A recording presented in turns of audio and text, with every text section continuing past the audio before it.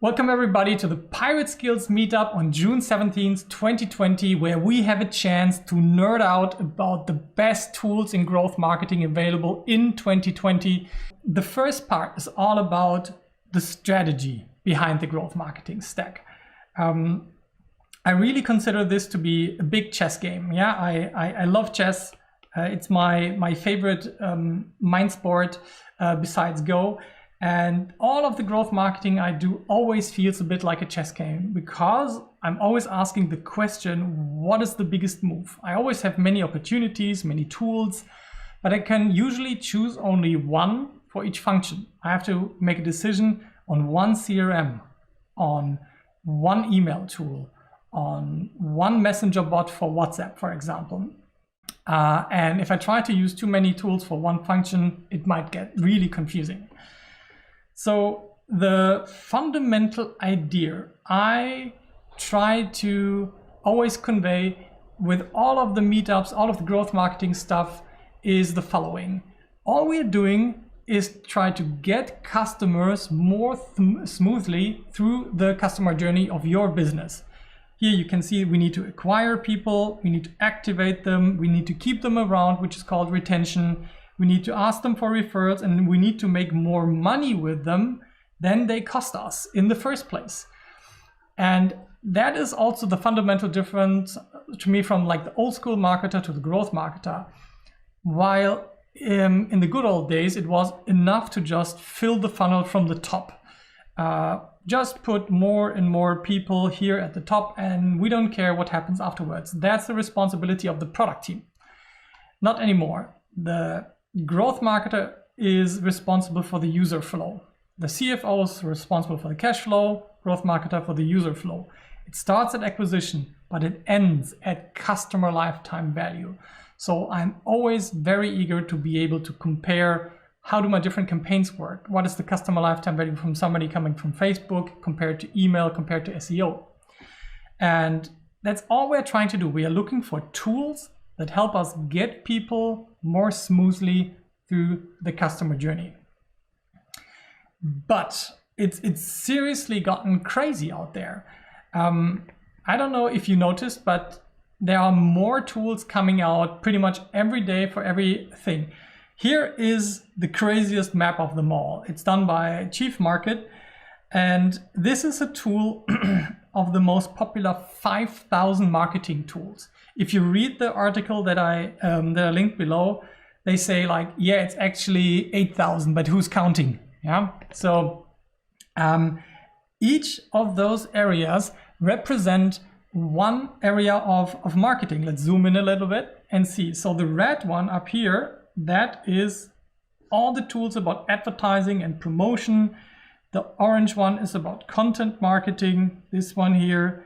And these are all the social media tools. Imagine how crazy this is. Yeah. Then we have the data tools in blue. We have the e-commerce tools up here in the right corner. And it's gotten to a point where you have to make decisions about which tools to choose, and that you need some kind of way to decide if this is right for me and what's not. So I'm trying to give you my best practices, my guideposts, what I'm looking for in growth marketing tools when I'm picking out something new. The first one that is most important to me is that the tools have to work smoothly together. I will absolutely skip out on a feature in one tool if it's not working smoothly with the rest of my tools. In this slide, I show you a graph that is from the website of segment.com. Segment is is a great tool that connects all kinds of other tools together. You can start with your mobile app, with your website, with a cloud server, anything really, and use it as a data source. And then it's going to be synchronized to your Google Analytics. But this is also going to send stuff to Slack. And Slack is again sending stuff back to the data, to other data sources. And that is really the magic of the tools who are working great together smoothly. You don't have to worry about, oh, is this data set updated already? Or we have this silo over there, but we don't know if it's up to date for the sales process that we're trying to get going. Very frequent problem is that there is, for example, no connection to the support and sales. So people from sales are asking, calling people, and they are not aware that they're currently having customer support problems.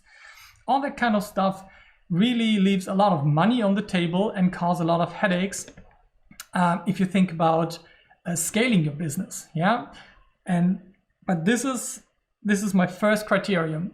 Dear tool, are you working smoothly? A good signal for a tool working smoothly with others if they have a pretty open API that is a way for developers to connect with that tool. If they are supported by a tool like Segment or Zapier, this is already a strong signal that they are willing to not isolate their own data, but willing to connect with other data sources. So it has seriously become a criterion for me that is it compatible with Segment? Is it compatible with Zapier? Because it's just a good signal that they are willing to share data with other tools. So the second most difficult decision, I think, is do you want to go all in one or best of breed? So all tools out there for growth marketing don't only do one job. The extreme on the all-in-one side would be HubSpot. Yeah, so this is HubSpot, and they represent the ultimate all-in-one marketing tool. They are great at marketing, doing CRM, landing pages, email, automation, all that good stuff, lead scoring.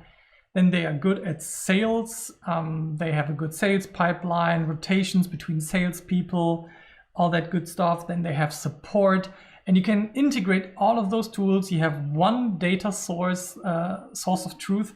And if you're a pretty big company or can't be bothered with connecting the other tools by other means, then you are best served with an all-in-one solution.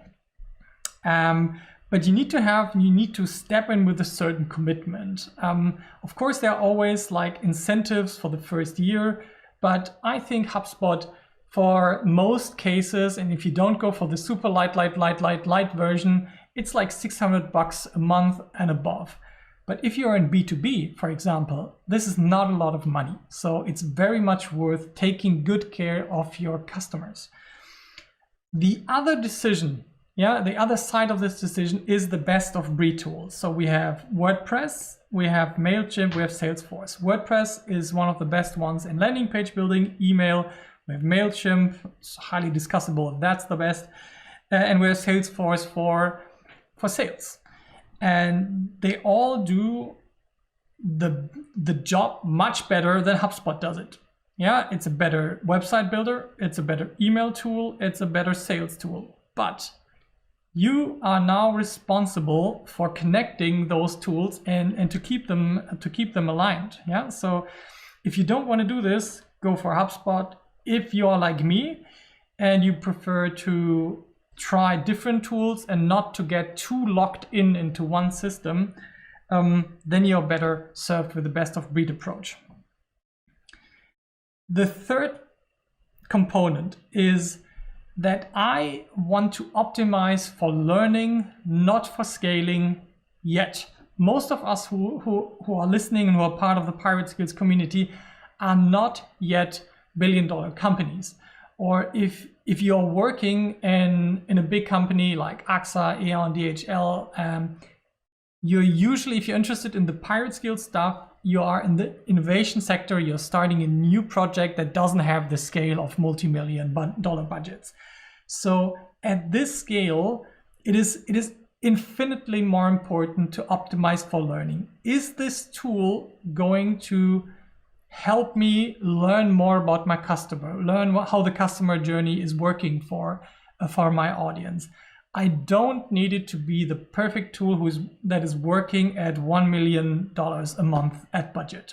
Yeah, and I want focus that I can learn about three very important parts of this journey. It is acquiring customers, engaging, and analyzing. Why are those three so important? This is the natural customer journey. As a marketer, I think in the lean startup world, which you might be familiar with, the book by Eric Ries really made it popular to build this build, measure, learn cycle. Yeah, and it keeps on. You build a little tool, then you measure what the people are doing with it, you learn something out of it, and then you keep on building. You keep this agile circle running.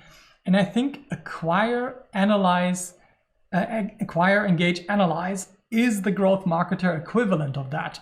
So what we try to do is we acquire people, we want to engage them, we want to analyze, we want to keep on getting more people in the funnel or smoother through the funnel. We are fundamentally interested in lowering the cost per acquisition and raising the customer lifetime value. That is our job. And in this cycle, yeah, it works really well. So that's why we're looking at those three segments or three categories of tools in the upcoming parts of this video. So let's sum up. You need a clear strategy behind a tool. You cannot just mash them together. You need to make them run smoothly together. You need to optimize for learning, and you need to make a decision if you want to go best of breed or all in one.